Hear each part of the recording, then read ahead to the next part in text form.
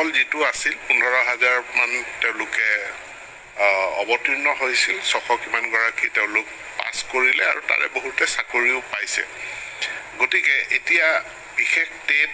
পুনৰবাৰ পাতিব লাগে এবাৰতো আমি তেওঁলোকৰ দাবী অনুসৰি পাতিলোই আৰু এবাৰ যদি পাতিব লাগে বুলি কৈছে আমি এটো বিবেচনা পৰীক্ষা কৰি চাম কি কৰা যায় নিযুক্তি এতিয়া এটা প্ৰক্ৰিয়াৰে হ'ব যেটো খুব স্বচ্ছ প্ৰক্ৰিয়া যত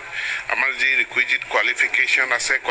মিনিমাম কোৱালিফিকেশন আছে কোৱালিফিকেশন খিনি থাকিলে তেওঁলোকে আবেদন কৰিব পাৰিব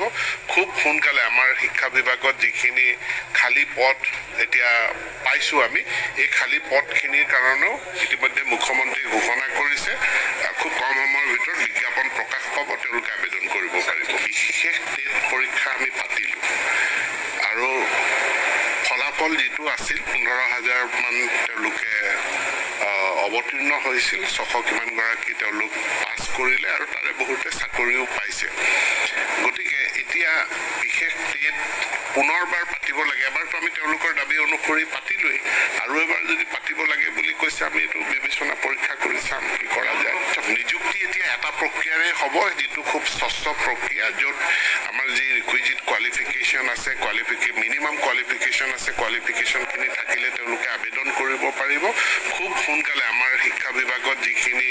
খালী পদ এতিয়া পাইছো আমি এই খালী পদখিনিৰ কাৰণেও ইতিমধ্যে মুখ্যমন্ত্ৰী ঘোষণা কৰিছে খুব কম সময়ৰ ভিতৰত বিজ্ঞাপন প্ৰকাশ পাব তেওঁলোকে আবেদন